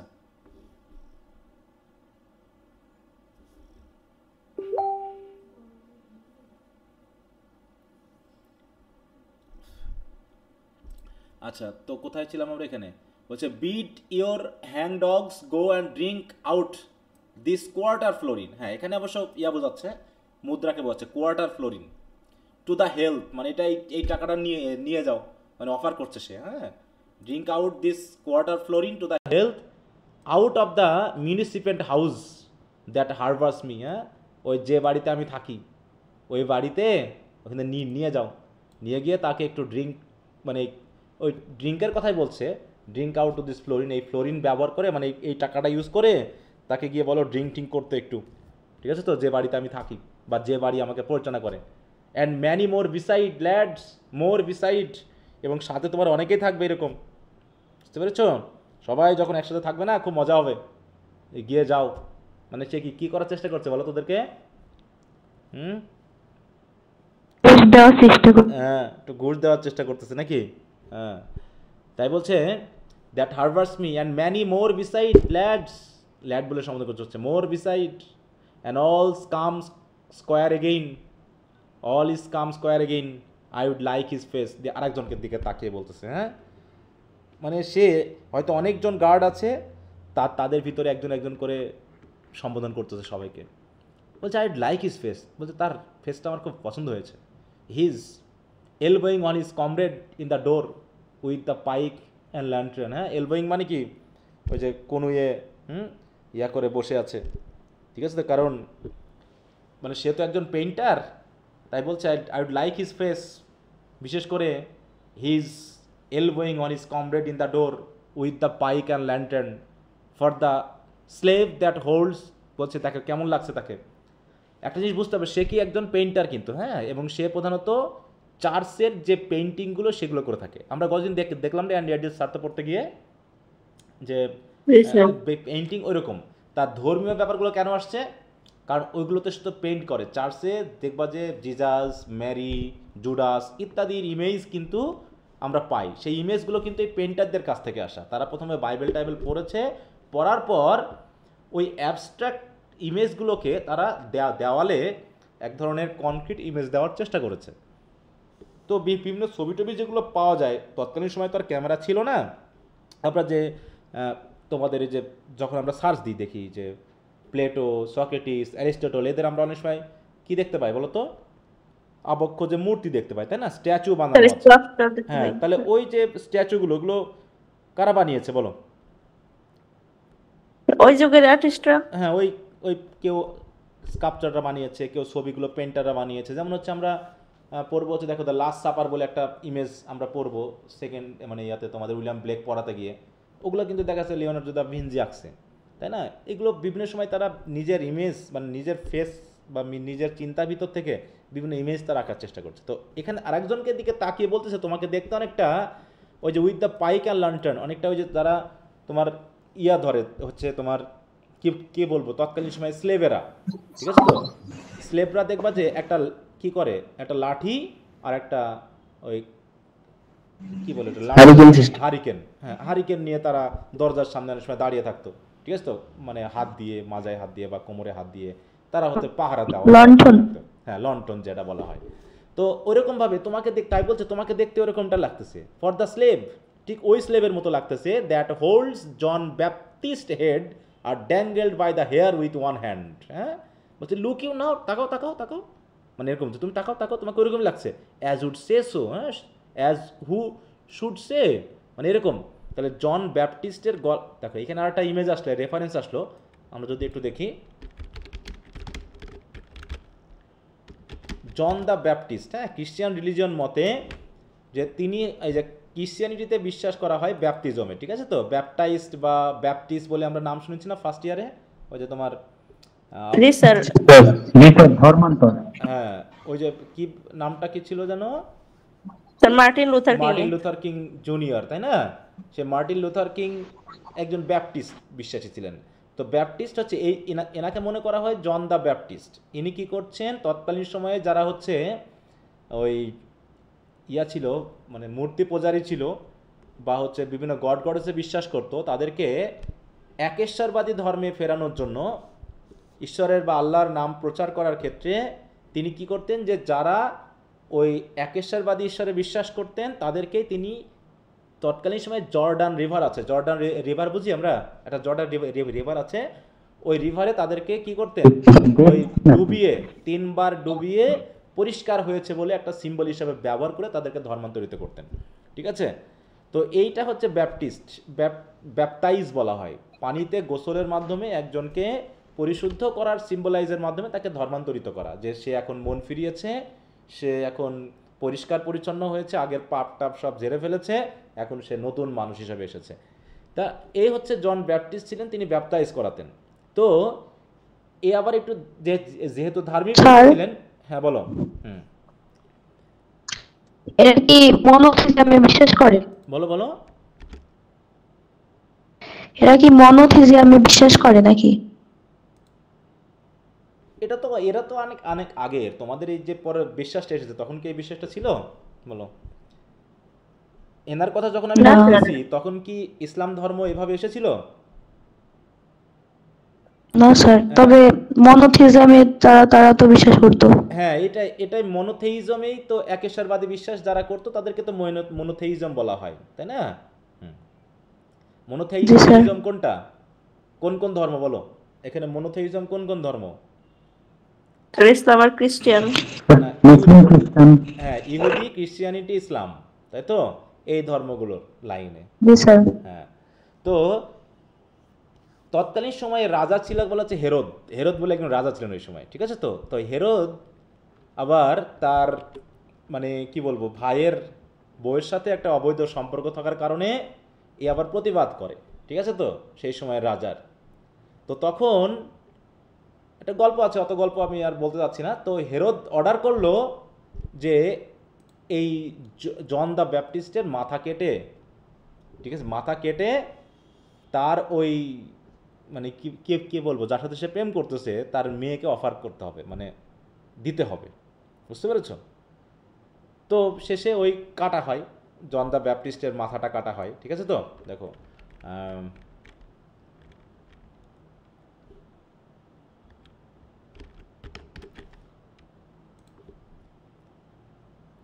এই যে দেখতে পাচ্ছ মাথা কাটা, এই যে দেখা যাচ্ছে। জি স্যার। Yes. তাহলে এই যে এ হচ্ছে কি, এ হচ্ছে সেই সার্ভেন্ট, হ্যাঁ, সে স্লেভ। সে কি করছে, মাথাটা কেটে একে দায়িত্ব দেওয়া দেওয়া দেওয়া হয়েছে মাথাটা কাটার। সে মাথাটা কেটে চুল ধরে এই যে প্লেটে দিচ্ছে, এখন এটা নিয়ে গিয়ে উপহার হিসাবে দেওয়া হবে এনাকে, এই যে, ঠিক আছে? তো হেরোদের যে মানে কি এই যে, হ্যাঁ, হেরোদের কি বলবো তৎকালীন রাজার এই রাজার কি বলবো একে কি বলা হয়, মিস্ট্রেস নাকি? মিস্ট্রেস বলা হয় না যারা মানে বিয়ে ছাড়া সম্পর্ক করে তাদেরকে? হ্যাঁ। তো এই ক্ষেত্রে এটাই বলা হচ্ছে যে মানে একজন গার্ডকে সে দেখে দেখে বলছে এই তোমাকে না ওই স্লেভের মতো লাগতেছে। দেখো এই যে বলছে, হ্যাঁ, যে for the slave that hold John Baptist head are dangle by the hair, মানে চুল ধরে ধরছে, হ্যাঁ, উইথ ওয়ান হ্যান্ড, হ্যাঁ, and his weapon in the other, এবং হাতের আরেকটা হাতে আছে কি ওই সেই অস্ত্রটা, যে অস্ত্র দিয়ে সে কাটছিল, ইয়েট আনওয়াইপড, যে অস্ত্রটার এখনও মোছা হয়নি, কারণ সেই জন ব্যাপটিস্টের রক্ত এখনও অস্ত্রে লেগে আছে। বলছে তোমার চেহারাটা ঠিক ওই ওই স্লেভের মতো, যে স্লেভ ওই জন ব্যাপটিস্টের মাথাটা কাটছিল, কেটে চুলটা ধরে নিয়ে আসছে, আর হচ্ছে এখনও অস্ত্রটা হাতে, ঠিক আছে? তো তোমাকে একদম ওই রকম লাগতেছে। It is your chance to have a bit of chalk, এই তোমার কি চক চক আছে? মানে সে বলতেছে তোমাকে আমি এখনই এঁকে দিতে পারবো, এরকম আর কি। It is not your chance to have a chalk, দেখো আ বিট অফ চক, অথবা a wood coal or the like, মানে যে কোনো কিছু যা দিয়ে আঁকা যাবে। Or you should see yes I am the painter, তুমি বুঝতে পারছো যে আমি প্রমাণ করে দিতে পারি যে আমি একজন পেইন্টার। শুধু তোমার ইমেজ যে আমি দেখছি, এখন যদি আমার কাছে কোনো রকম একটু চক থাকতো না, বা কাঠ কয়লা টয়লা যদি কিছু থাকতো এরকম, আমি তোমাকে এঁকে দিতে পারতাম। তাহলে আঁকলে পারে তোমরা বুঝতে পারতা কি বলো, যে আই অ্যাম দ্য পেইন্টার, আমি কিন্তু সেই painter. Since you style me so, এটা আঁকতে পারলে তোমরা আমাকে সেটাই বলতা যে আমি একজন পেইন্টার। তাহলে এর পরিচয় কয়টা বলো? দুইটা, একদিকে ব্রাদার বা ফ্রা, আরেকদিকে হচ্ছে কি সে একজন পেইন্টার। হ্যাঁ, প্রমাণ দিতে যাচ্ছে যে আমি পেইন্টার, বুঝতে পেরেছো? হ্যাঁ, তা এই এখানে কি বলছে তোমরা একটু এগুলো পড়ে নিবা। দেখো in this passage Browning vividly shows Lippo's character impulsive, full of anticipation, revealing. দেখো, হ্যাঁ, এই জায়গায় যদি আমরা একটু দেখি, এই ক্ষেত্রে একটু খেয়াল করো, এই যে with this sudden burst of artistic enthusiasm he asks if they have any chalk or charcoal so he could sketch in it on the spot, একদম স্পটে আঁকাই দিবে। Finally he proudly admits who he is, yes he is indeed the painter brother Lippo Lippi. হ্যাঁ, মানে সে এভাবে তাদের কাছে প্রমাণ করতে যাচ্ছে যে আমি আসলে এখানে যে এসেছি আমার তার আলাদা পরিচয় আছে, ঠিক আছে? এখন তো এবার বলছে তোমরা হয়তো ভাববা এখন, হ্যাঁ, যে what brother Lippo's doings up and down. এটা দাও মোবাইলটা, সরি আমি একটু 1 মিনিট সময় নিই, হ্যাঁ, তোমাদের কাছ থেকে।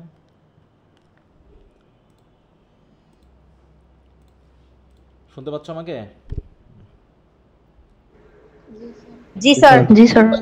বলছে what brothers Lippo's doings up and down you know them and they take you like enough I saw the proper twinkling in your eye tell you I liked your looks at very first. আবার দেখো ওদেরকে পাম দিচ্ছে, হ্যাঁ, যে what brother Lippo's doings up and down. এখানে এই লিপ্পো যে কী করছে না, তোমরা খুব মানে ইয়া করছো, হ্যাঁ, লিপ্পোস ডুইংস, ডুইংস মানে কি,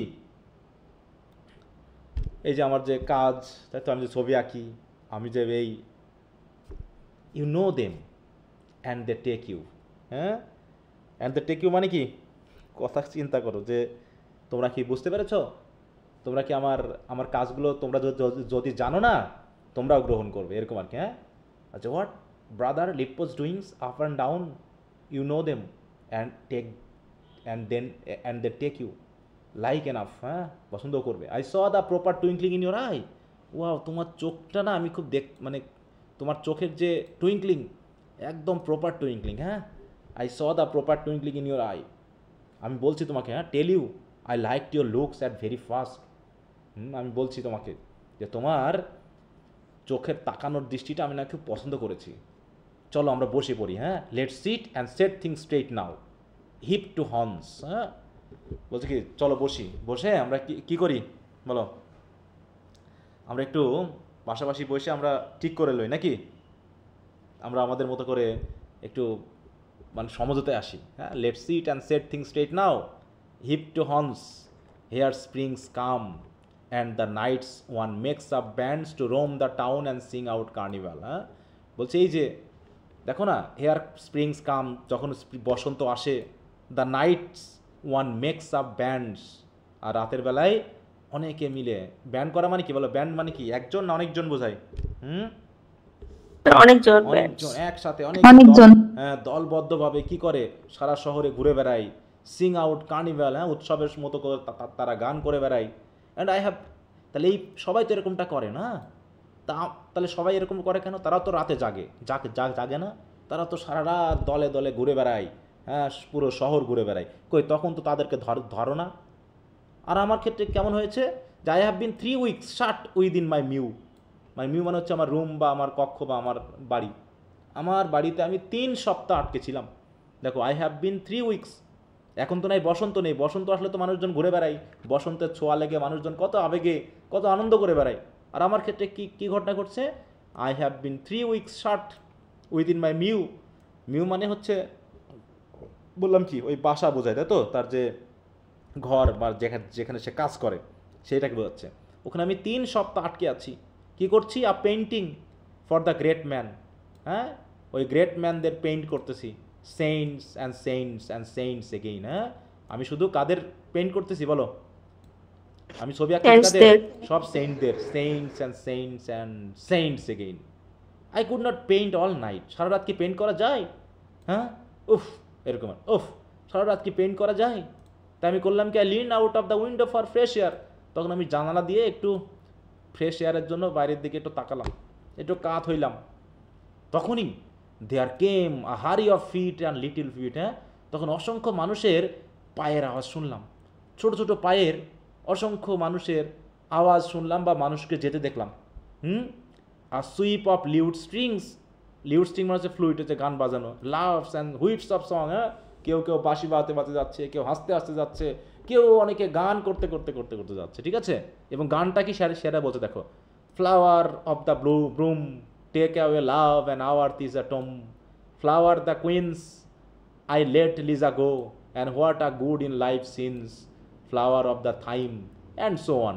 এরকমভাবে তারা, আমি দেখলাম কি সকলে হইচই করে একসাথে মিলে কি করছে, গান করতে ঘুরে বেড়াচ্ছে। এইভাবে ডাউন দ্য উইন্ড, এইভাবে তারা সারা শহর ঘুরে বেড়াচ্ছে। তো আমি যখন ক্লান্ত হয়ে এগুলো দেখলাম, তখন কি আমি আর ঘরে থাকতে পারি বলো? দেখো এখানে যে গানটা আছে, গানের কথাগুলো নিশ্চয়ই পড়ে তোমরা বুঝতে পারতেছো যেখানে কি সেন্স বা কি বিষয়টা বোঝানো হচ্ছে। তাহলে দেখো, this songs full of romantic and early passion stir Lippo's human instinct. এই গানের কথাগুলো শুনেই সে মোটামুটি কী করছে বলো, সে মোটামুটি একটু আবেগী হয়ে পড়ছে, একটু প্যাশনেট হয়ে পড়ছে। Early passion, stir Lippo's human instinct, they represent the life and energy he misses. হ্যাঁ, সারাদিন ওই রুমের ভিতরে পেন্টিং করে সেন্টদের সাথে থেকে লাইফের যে এনার্জি, তাই তো আর্লি যে এনার্জি সেটাকে সে লস করে ফেলেছে, মিস করে ফেলেছে। কিন্তু সেই মিসড, তাই তো, বা রিপ্রেসড যে প্যাশনগুলো সেগুলো মাঝে মাঝে জেগে ওঠে লিপ্পোর। তো আজকেও ঠিক এই গান শুনে তার মধ্যে সে প্যাশন জেগে উঠছে। আর যখনই জেগে উঠছে তখন কি করছে সে, বলো, ওখান থেকে সে বেরিয়ে আসছে। দেখো, in this passage Browning shows the contrast between the lively natural world of human joy and the confined artificial world of religious duty. তাহলে রিলিজিয়াস ডিউটিগুলোকে বলা হচ্ছে কি আর্টিফিশিয়াল অ্যান্ড কনফাইন্ড। লিপ্পো দো আমং, দেখো, feels ড্রন toward life, love and beauty, the very things is মোনাস্টিক discipline tries to suppress. হ্যাঁ, তাহলে সেই সাপ্রেস ফিলিংগুলোকে সে মাঝে মাঝেই কী করে তার ভিতর থেকে জেগে ওঠার কারণে সে সেই প্যাশনগুলোকে ফিল করতে চায়। আর যখনই ফিল করতে যায় তখন এরকম ঘটনা ঘটে মাঝে মাঝে আর কি। তাই কী দাঁড়ালো, যখন তাদের গান সে শুনলো এইভাবে, হ্যাঁ, তখনই দেখো, scarce had they turn the corner, বলছে ওই যে কোনা দেখতে পাচ্ছ না, হয়ে না titter like the skipping of rabbits by moonlight, they are slim shapes and a face that looked up, zooks are flesh and blood. দেখো বলছে, হ্যাঁ, zooks are flesh and blood, আমরা তো রক্ত মাংসের শরীর। তা যখন তাদের আমি রক্ত মাংসের শরীরটা দেখলাম, তাই বলছে দেখো, scarce had they turn the corner, মানে আমি জানালা দিয়ে তাদেরকে দেখতেছি, তারা যখন ওই যে কোনাটা দেখতে পাচ্ছ না, ওই কোনাটা যখন ঘুরে ওই কোনা দিয়ে যখনই সে চলে গেল, হয়ে না titter like the skipping of rabbits by moonlight, তা দেখতে কেমন লাগলো অনেকটা like the skipping of rabbits by moonlight. হ্যাঁ, রাতের মানে চাঁদনি রাতে ইয়াগুলো ঠিক জানো, র্যাবিট মানে কি বলো, খরগোশ। হ্যাঁ, খরগোশটা খরগোশ। যখন লাফাতে লাফাতে যায় সাদা খরগোশকে চাঁদের আলোতে যেমন লাগে, তাদেরকে ঠিক যখন যেতে দেখলাম ওইভাবে। 3 স্লিম শেপস, কয়জন জানো, কয়জন বলা বোঝানো হচ্ছে এখানে? হ্যাঁ, 3 জন। হ্যাঁ, 3 জন, 3 স্লিম শেপস। তাহলে এটা দিয়ে কি ছেলেদেরকে বোঝাচ্ছে না মেয়েদেরকে বোঝাচ্ছে বলো? মেয়েদেরকে। মেয়েদের। হ্যাঁ, তারপর 3 slim shapes and a face that looked up, মানে ফেস দিয়ে যখন তাকালো, মানে তখন জুকস, মানে তখন আবেগে বলতেছে, হ্যাঁ, হাই গড, এরকম আর কি, কি সুন্দর, এরকম আর কি। হ্যাঁ, and a face that looked up, zooks are flesh and blood, এরকম আর কি, রক্ত মাংসের মানুষ। That's all I made of, আমি পুরো শেষ দেখে। And into shred it went, ঠিক আছে তো, curtain and counterpane and coverlet, তারপর আমি করলাম কি, যত আছে, ঠিক আছে, ইনটু শেডস ইট ওয়েন্ট, মানে আমি দেখো, that's all I am made of, তাহলে আমি কিসের তৈরি বলো, হচ্ছে দেখো, ফ্লেশ অ্যান্ড ব্লাড, হ্যাঁ, ওরাও যেমন রক্ত মাংসের শরীর, আমিও তো ওইগুলো দিয়ে তৈরি, তারাও ওইগুলোর, তাই তো। তাই আমি করলাম কি, into the shades it went, আমার পুরো শরীর চলে গেল কোথায়, আমার রুমে, সেখানে যে কার্টেন আছে, কাউন্টার পেন আছে, কাভারলেট আছে। কার্টেন কি, জানালার পর্দা, তাই তো। কাউন্টার পেন কি, ওই যে খাটে ঝোলানো যে সকল জালর টাইপের থাকে। তারপর bedsheet, coverlet, all the bed furniture, আর ডজন নট, সবগুলোকে আমি করলাম কি, এরকম ডজন খানেক গিট্টু দিলাম, ঠিক আছে তো। গিট্টু দিয়ে করলাম কি, দেয়ার ওয়াজ দ্য ল্যাডার, পুরো গিট্টু দিয়ে আমি একটা দড়ি বানাই ফেললাম, যে দড়ি দিয়ে করলাম কি, down I let my self, ওই দড়ি বেয়ে বেয়ে, মানে ওই সব কাপড় টাপড় দিয়ে কি মানে দড়ি বানিয়ে, মই বানিয়ে কি করলাম, পুরো আমি জানালা দিয়ে নিচে পড়লাম, যেহেতু আমি ওই মেন গেট দিয়ে বার হতে পারবো না, তাই আমি এখান দিয়ে নামলাম। হ্যান্ডস অ্যান্ড ফিট স্ক্র্যাম্বলিং সামাও, তারপরে মানে স্ক্র্যাম্বলিং করা মানে কি, ওই যে দড়ি বেয়ে নামা, তাই তো, হাত পা দিয়ে কোনো রকম ধরে, হ্যাঁ, যেমন করে তোমার কাঠবিড়ালি নামে, ওরকম হ্যান্ডস অ্যান্ড ফিট দিয়ে স্ক্র্যাম্বলিং করে কোনোভাবে নেমে পড়লাম। And so dropped and after them, এবং তারপর তাদের পিছন পিছন গেলাম। I came up with the fun, তারপর ওদের সাথে খুব মজা করলাম। হার্ড বাই সেন্ট লরেন্স, ঠিক আছে তো, হেইল ফেলো ওয়েল মেড, যেগুলো কি হার্ড মানে কি, যে ফানগুলো সেন্টটা কি ব্যবহার করতে পারে বলো, এই সেন্টটা কি, এগুলো খুবই কঠিন নাকি, সেন্টের জন্য কি মজা আছে, ওই যে তারা ভাও করেছে না, যে ভাও অফ পভার্টি নাকি, তারপরে কি আর্লি প্যাশন, এগুলোকে তারা বাদ দিয়েছে, কিন্তু আমি তো আর থাকতে পারলাম না নাকি, তাই I came up with the fun, সেই ফান আমিও করলাম সবার সাথে, হ্যাঁ, যেগুলো হার্ড বাই সেন্ট লরেন্স। হেল ফেলা ওয়েলমেট, তাদের সাথে দেখা হলো, ওয়েলমেট হলো, ঠিক আছে, তাদের সাথে কথা হলো, মজা হলো, অনেক কিছুই হলো, বুঝতে পেরেছো? জি স্যার। হেলমেট ওয়েলমেট, তারপর সে কথায় কথায় সে আবার গানগুলো বলতেছে, flower of the rose, if I have been merry what matter who knows. হ্যাঁ, ফ্লাওয়ার অফ দ্য রোজ, কী খেল, হ্যাঁ, যে আমি যদি আনন্দ মজা করি তাতে কার কি যায় আসে, কে বা জানবে, এরকম করে ওদের সামনে সে গান করতেছে মাঝে মাঝে। And so as I was stealing back again, তারপর ওদের সাথে মজা টজা কইরে আমি যখন এই যে ফিরে আসছিলাম চুপি চাপি, স্টিলিং ব্যাক মানে কি, স্টিলিং ব্যাক মানে কি চুপচাপ ফিরে আসে নাকি, চুরি করে আসে। চুপচাপ যখন লুকিয়ে ফিরে আসছিলাম, কোথায় ফিরে আসছিলাম, টু গেট টু বেড, এত and have a bit of sleep ere I rise up tomorrow and go work, হ্যাঁ, যাতে আমি আগামীকাল সকালে উঠে আবার কাজে যেতে পারি, ঠিক আছে তো। তাহলে go work on Jerome knocking at his poor old breast. কার ছবি আঁকবো? বিট অফ স্লিপ মানে এটা কি? ঘুমানো, ঘুমানো, একটু ঘুমানোর জন্য, তাই তো। Go to bed and have a bit of sleep মানে কি একটু ঘুমানোর জন্য, যাতে আমি তাড়াতাড়ি ফিরে আসলাম, যাতে আমি বেডে গিয়ে একটু ঘুমাতে পারি, ঠিক আছে তো, আগামীকাল উঠে আবার কাজ করার আগেই, এই জন্য। আর বিট অফ মানে কি কিছুটা, কিছু সামান্য ঘুমিয়ে নেওয়ার জন্য, কি কথা বুঝতে পারছো? জি sir.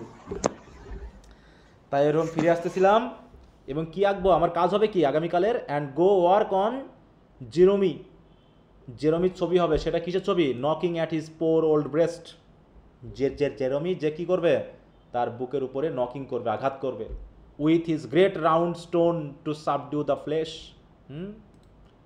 You snap me of a sudden, আর এই যে আমি আসলাম আর তোমরা অমনি আমাকে ধরে ফেললা, হঠাৎ করে তোমরা আমাকে স্ন্যাপ করলা, স্ন্যাপ করা মানে কি বলো, পট করে ধরে ফেলা। ও আই সি, দো ইউর আই টুইঙ্কেল স্টিল, তোমার এখনো চোখ পিটপিট করতেছে, ইউ শেক ইউর হেড, কিন্তু তুমি তোমার মাথা ঝাঁকাচ্ছ, তার মানে তুমি বুঝতে পেরেছো আমার কথা, হ্যাঁ। মাইন্ড শেপড, এই যে আমার দেখছো না আমার মাথা, মাথা কি মংদের মাথা কেমন হয় বলো, ন্যাড়া হয়, তাই বলে দেখো, ইউ শুক ইউর হেড, তোমার মাথা ঝাঁকাচ্ছ, ও আমার মাথা, মানে ও বলতেছে আমার মাথা তো শেপড, এই যে দেখো না minds head, minds shaped a monk, you see, you say the stings is in it, হ্যাঁ, এখানেই তো স্টিং, এখানেই তো কাঁটা, এখানেই তো ফোটা গো, আমাকে ধরে ফেলছো তোমরা, আমি মঙ্ক, এই কাজে বার হয়েছি, এখানেই তো আমার যত কষ্টের জায়গা। বলছে if master Cosimo announced himself mum's the world naturally, ঠিক আছে তো, বলছে মাস্টার কসিমো যদি একবার চিৎকার করে না, পুরো পৃথিবী চুপ হয়ে যায়, বুঝতে পেরেছো, পুরো পৃথিবী কেমন হয়ে যায়, মাস্টার কসিমো যার অধীনে সে কাজ করে, তাই তো। আর আমরা কি করি বলো,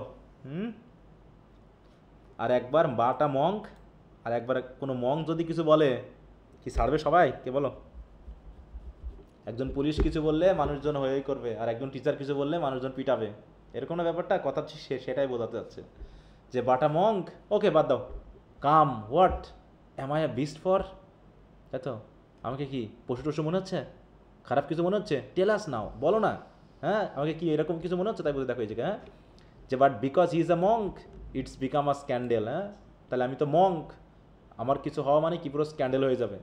হি asked indirectly, come what am I beast for, tell us now, defending his humanity and natural impulse, হ্যাঁ, যে আমাকে কি মানুষ মনে হচ্ছে না পশু মনে হচ্ছে, কি মনে হচ্ছে, আমার কি সেরকম মানুষ না, আমাকে রক্ত মাংস শরীর টরি না, তাহলে আমার কেন আনন্দ করতে পারবো না, আমি কেন সবার সাথে ঘুরে একটু হইচই করতে পারবো না বলো।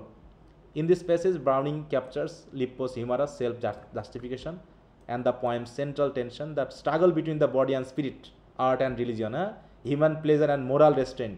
Lippo insists he is made of flesh and blood, and his tone reveals both his guilt and his delight in being alive. মানে দুটাই সে মোটামুটি কি করছে, সে নিজেকে কনভিন্স করার চেষ্টা করছে যে though I am a saint or monk, I am also a human being, so I can also feel the pleasures a human being enjoy, নাকি। তো এটা এখানে মেনলি দেখানো হয়েছে, এইভাবে পাশাপাশি মানে ধর্মীয় এবং জাগতিকতার একটা কন্ট্রাস্টিং ব্যাপার দেখানো হয়েছে। আরও কিছু কথা আসবে, বিশেষ করে শেষের দিকে গিয়ে ছবি আঁকা নিয়ে কিছু কথা হবে।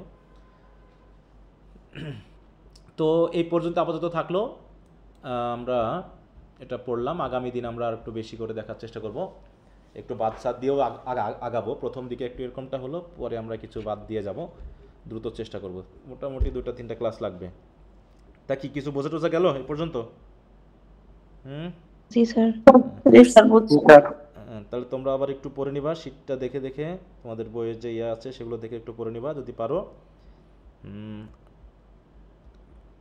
এই তো ওটা শুরু করলে আবার শেষ হবে না। কবিতাটা একটু বড় আর কি, বেশ বড়।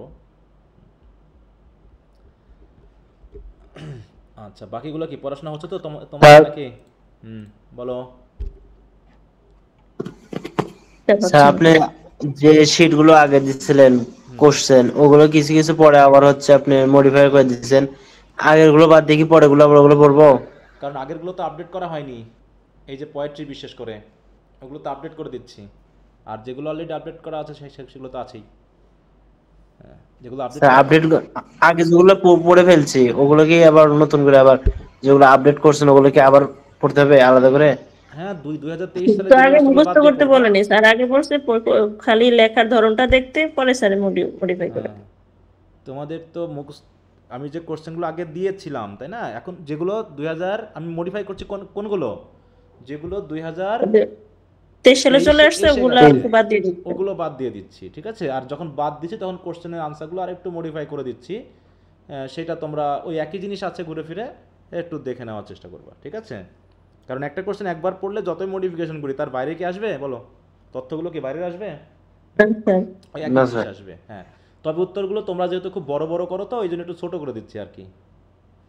আগে প্রায় আমার ওয়ার্ড থাকতো হচ্ছে প্রায় 1200+ এরকম ওয়ার্ড থাকতো, এখন আমি সেটাকে নিয়ে এসে 1100 মধ্যে মোটামুটি নিয়ে আসছি, ঠিক আছে। তো যাতে 1100 মধ্যেই থাকে, একটু ছোট করার চেষ্টা করছি, কারণ তোমরা অধিকাংশই দেখি ছোট ছোট করো। হ্যাঁ এখন তোমরা তো আর রেজাল্ট নিয়ে ভাবো না, তোমরা শুধু ছোট নিয়ে ভাবো। দেখা যাচ্ছে আমি দিচ্ছি, তারপর স্যার এটা একটু সহজ ল্যাঙ্গুয়েজ, এটা একটু ছোট, এটা পড়লে কি মার্ক হবে না? আরে যদি সহজ দিয়ে ছোট লিখে যদি মার্ক পাওয়া যেত তো আমি বড় দিব কেন তোমাদেরকে বলো? এত কষ্ট করে আমি বড় বানাই দিয়ে লাভ কি তোমাদের কাছে? তারপরে যেহেতু তোমরা ছোটই চাচ্ছ, ভালো রেজাল্ট চাচ্ছ, আবার ছোট আনসার লিখবা, এটা কিভাবে সম্ভব বলো তো?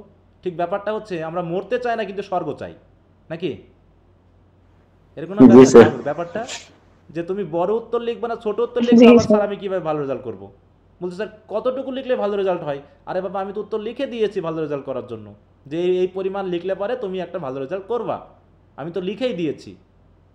না স্যার এটা তো বড় হয়ে যাচ্ছে স্যার, তাহলে একটা সহজ লাগবে। আরে বাবা তুমি মরতেও চাচ্ছ না আবার স্বর্গও চাচ্ছ, দুটা কীভাবে সম্ভব? তোমাকে স্বর্গে যেতে হলে তাকে মরতে হবে তো। আমরা তো সবাই জানি যে নিশ্চিত স্বর্গ হচ্ছে কি ভালো কাজ করে মরা, কিন্তু তারপর তো আমরা ভয় পাই না বলো? এখন সরকার যে অবস্থা চলছে, আমি তো আন্দোলন করতে পারতাম, আমি তো মানে সরকারের বিরুদ্ধে প্রতিবাদ করতে পারতাম, প্রতিবাদ করলে যে আমাকে মেরে ফেলবে, আমাকে যে ফাঁসি দিবে, আমি তো সেই ভয়ে আছি। এই জন্য আমি ঠিকই অধর্ম মেনে নিচ্ছি, কিন্তু আমি আবার স্বর্গেও যেতে যাচ্ছি। একসাথে কি হবে দুটা বলো? তাহলে তুমি জানো যে ভালো কাজ করে মরলে তুমি আজকেই স্বর্গে চলে যাবে, তাহলে ভালো কাজ করে মরো, এখনই মারা যাবো, কারণ আমার স্বর্গে যাওয়া দরকার। কিন্তু না, আমি পৃথিবী ছেড়ে যেতে চাচ্ছি না, একদম যতদিন বেঁচে থাকবো আমি বেঁচেই থাকবো, কিন্তু আমি স্বর্গে যেতে চাই। এটা তো হবে না। তো এই জন্য তোমরা ভালো মার্ক পেতে চাও, আবার ছোট আনসার দিতে চাও, যাতে তুমি খুব ঘুমায় খুব অল্প পরিশ্রমে ভালো করতে পারবা। অল্প পরিশ্রমে ভালো হয় না, ঠিক আছে। সেটা যখন বুঝবা তখন আর ফেরত আসার জায়গা, তখন ভাববা যে সময় ঠিকই পেয়েছিলাম, ছাত্র জীবনে অনেক পড়তে পারতাম, কিন্তু আমি পড়ি নাই, এটা পরে বুঝবা, এখন বুঝবা না। তো যাই হোক, ক্লাসও তোমরা নিয়মিত করো না, অনেক স্টুডেন্ট আছো কিন্তু ক্লাস করছো না, কি আর বলবো বলো। আর রাগারাগি করি না, রাগারাগি করলে আমারই মাথা ব্যথা করে, তোমাদের শেষে কিছুই হয় না, তোমরা বোঝোও না, আর কি বলবো বলো। তাই যাদের পড়ার পড়বা, নাদের না পড়ার গাইড থেকে পড়ে নিবা, কোনো সমস্যা নেই। ওকে, তো ঠিক আছে, আজকে এ পর্যন্ত, সবাই ভালো থাকো। Okay, good night. Good night sir. Okay, আসসালামু আলাইকুম স্যার। ওয়ালাইকুম আসসালাম। নমস্কার স্যার। নমস্কার।